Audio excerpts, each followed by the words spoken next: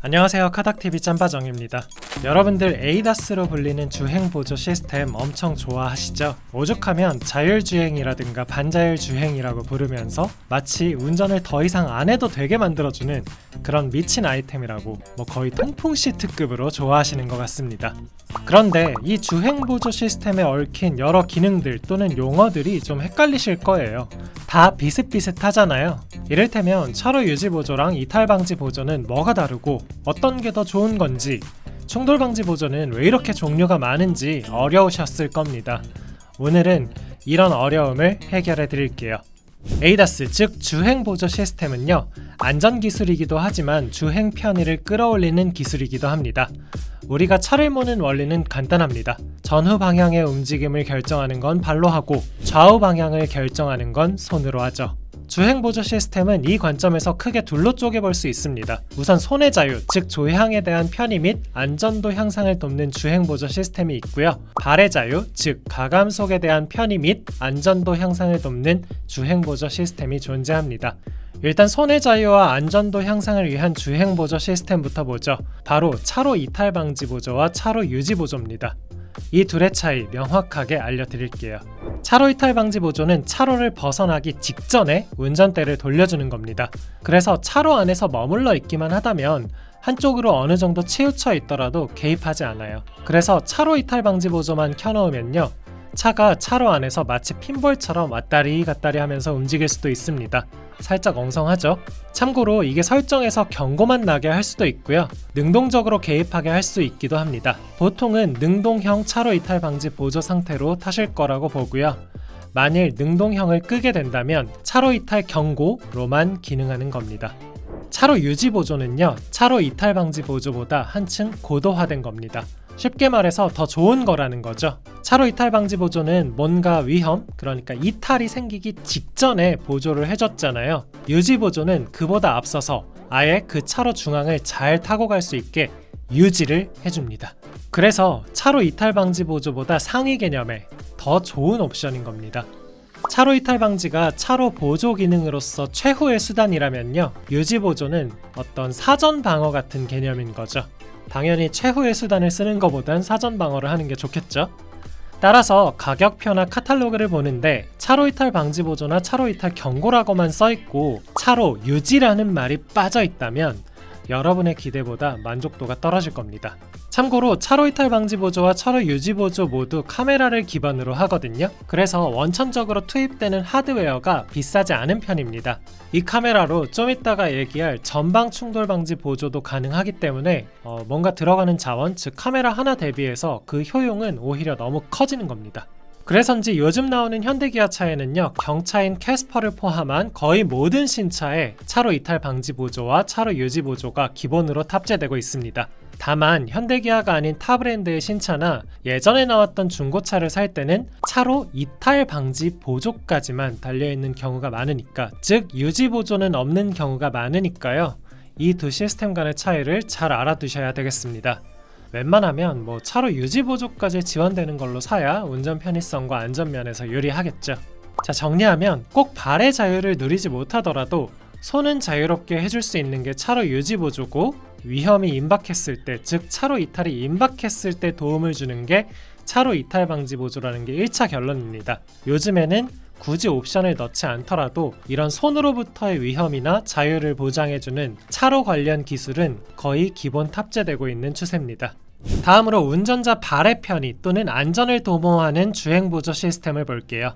바로 전방 충돌 방지 보조 시스템과 어드밴스드 스마트 크루즈 컨트롤인 ASCC입니다. 이 둘의 차이는 조금 전에 본 조향보조 시스템보다는 덜 헷갈리실 겁니다. 이름부터 확 차이가 나니까요. 우선 전방 충돌 방지 보조 시스템부터 보시죠. 전방 충돌 방지 보조는 문자 그대로 충돌을 막아주는 시스템입니다. 추돌을 막아주는 시스템이라고 말할 수 있겠죠? 다만 하드웨어에 따라서 충돌을 막아줄 수 있는 물체나 상황이 달라집니다. 대부분 비싼 차일수록 대응이 많이 되고, 또는 옵션을 많이 넣을수록 대응이 많이 잘 됩니다. 충돌 방지 보조의 가장 기본 개념은 차량 충돌만 막아줍니다. 국산차 중에 아직도 이런 모델이 남아있고요. 더 나아가면 차량과 보행자까지 감지해서 충돌을 막아줍니다. 여기서 좀 더 좋아지면 사이클리스트, 즉 자전거 탑승자까지 감지해서 충돌을 막아주죠. 이렇게 차, 보행자, 사이클리스트 감지하는 충돌 방지 시스템은 현대기아 기준으로는 이제 사실상 기본화가 됐다고 보고요. 이것보다 더 진보한 충돌 방지 시스템으로는 교차로 대향차 감지까지도 어렵지 않게 찾아볼 수 있습니다. 이거보다 더 좋아진 최신 차들 같은 경우는 추월시 대향차, 측방 접근차 충돌까지 피해주고요. 회피 조향 보조 기능을 통해서 제동뿐만 아니라 조향까지 함으로써 아예 회피 기동을 해주기도 합니다. 사실 차, 보행자, 사이클리스트 충돌 감지까지는 기본 탑재가 많지만 교차로 대향차 감지나 회피 조향 기능은 드라이브 와이즈나 스마트 센스 같은 옵션을 더해야 들어가는 경우가 많습니다. 반대로 차 급에 따라서는 그러니까 소형차에서는 옵션으로조차 담을 수 없기도 합니다. 가장 중요한 사실은요, 이 충돌 방지 기능은 어디까지나 주행 보조 시스템이기 때문에 될 때도 있고 안 될 때도 있어요. 말이 좀 우습죠.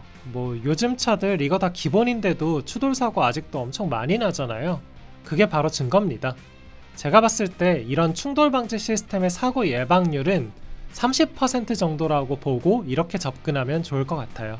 다른 주행 보조 시스템도 그렇지만 절대로 맹신하면 안 되겠습니다. 지금까지 얘기한 건 제동 관점에서의 보조였죠. 즉 브레이크 페달에만 관여하는 식이었는데 지금부터 얘기할 건 가속 관점에서도 보조를 합니다. 즉 브레이크 페달뿐만 아니라 엑셀 페달까지 보조해주는 완전한 발의 자유를 보장해주는 시스템이라고 말할 수 있겠죠. 바로 ASCC, 즉 어댑티브 스마트 크루즈 컨트롤입니다. 이건 앞차를 레이더로 인식해서 차간 거리를 유지해주는 겁니다. 차간 거리를 유지해주기 위해서 가감속까지 차가 통제해주는 거죠. 이 ASCC를 쓸 때는 차간 거리를 1에서 4단계까지로 조절할 수 있고요. 가감속의 반응 속도도 조절할 수 있습니다. 차에 따라서는 반응 속도 조절이 안 되기도 하고 운전 스타일에 연동해서 알아서 조절해주기도 합니다. 이 ASCC가 있으면 고속도로처럼 일정한 속도로 항속 주행할 때 운전의 피로도를 많이 낮춰주게 되거든요. 그래서 장거리 주행이 많은 분들이 선호하시죠. 반대로 시내 위주로 타시는 분들은 크게 효용이 없다고 보고요. 어쨌든 아무래도 고속도로나 고속화도로에서 그 쓰임새가 좋다 보니까 현대나 기아도 이 시스템에 내비게이션 데이터까지 엮어서 HDA, 즉 고속도로 주행 보조로 더욱 고도화하기도 했습니다. 이를 통해서 여러분들은 ASCC의 상위 개념이 HDA라는 걸 아실 수 있겠죠. 자, 예를 들어서 ASCC와 차로 유지 보조를 켜고 주행만 하면 그때그때 상황에 맞춰서 차가 인식을 해서 대응을 하는 식인데, 여기에 내비 데이터를 물려줘서 HDA가 되면 앞에 코너가 어느 정도인지 같은 그런 사전 입력되어 있는 데이터까지 활용하니까 좀 더 부드럽고 안정적으로 주행 보조를 해주는 거죠. 이렇기 때문에 단순히 ASCC만 있는 것보다는 HDA까지 있는 게 좋고요. 내비를 기반으로 한다고 했으니까 이걸 쓰려면 당연히 내비 옵션도 포함이 돼 있어야겠죠. 말 나온 김에 말씀드리면 요즘 HDA2도 있거든요. 차로까지 바꿔주는 거, 차로 변경까지 해주는 거, 이게 제 차에도 있는데 솔직히 정말 쓸 데가 없습니다. 이 기능의 핵심이, HDA2의 핵심이 사실상 차로 바꿔주는 건데 차로 바꾸는데 너무 오래 걸리고 조건도 까다로워요. 근데 문제는 HDA2가 되면 앞범퍼의 좌우에까지 코너 레이더가 추가됩니다. 그러니까 앞쪽에 레이더가 총 3개가 돼버리는 거죠. 마치 후측방 안전 옵션을 넣으면 뒷범퍼 좌우에 레이더가 추가되는 것처럼 앞에도 그렇게 되는 겁니다. 그래서 이 HDA2가 되는 차들은 주행보조 시스템을 켜고 운전할 때 끼어드는 차를 좀 더 부드럽게 잘 감지해준다고 하죠. 이렇기 때문에 차들이 앞으로 끼어들어오는 상황에서 한층 부드럽게 감속시켜준다고 합니다. 사전에 인지가 되니까요. 앞서 말했듯이 제 차도 HDA2가 지원이 되고 그래서 전방에 코너 레이더가 달려있는데요. 확실히 올림픽대로나 강변북로에서 HDA를 켜보면 이 부분에 대한 강점이 많이 체감되긴 합니다. 제가 ASCC를 그동안 많이 싫어했던 이유가 그 섬세하지 못한 가감속, 부웅끽 이렇게 하는 그런 가감속 때문에 싫어했었는데 코너 레이더까지 들어가니까 거의 직접 운전하는 것과 비슷하게 부드러워졌습니다. 이런 연유에서 자동차로 변경을 안 쓸 거면 HDA2를 넣지 말라는 말을 하기가 좀 어려워졌어요. 코너 레이더 때문에. 확실히 차간거리 이렇게 따닥따닥 붙어가는 도로 같은 데에서도 ASCC를 켰을 때 가감속이 많이 부드러워지긴 합니다.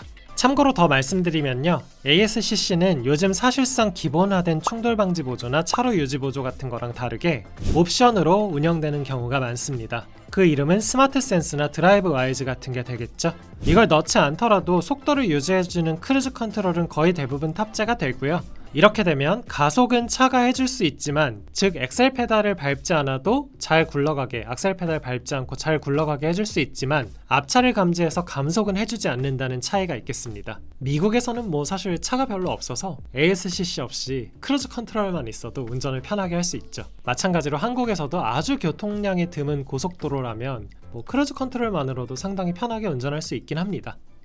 저희가 그동안 자동차 가격표나 카탈로그를 알려드릴 때 주행보조 시스템에 관한 부분에서 여러가지로 여러분들이 헷갈리셨을 텐데요. 이 영상을 통해서 도움이 되셨으면 좋겠고요. 오히려 한 차종 안에서 이게 옵션을 넣고 안 넣고에 따라 무슨 차이가 있다고 설명을 하면 저도 더 편했을 텐데, 그러면 이 영상을 보는 대상이 그 차에 관심 있는 분으로 한정될 것 같아서 좀 더 포괄적인 설명을 드려봤습니다. 그러다 보니까 뭐 후측방 관련 옵션들도 전개나 내용상 배제됐는데, 이런 식으로 만일 영상에서 언급되지 않은 부분이라든가 주행보조 시스템에 관련해서 궁금한 점이 있으시면 댓글로 남겨주세요. 그러면 추가로 설명드리도록 하겠습니다. 끝!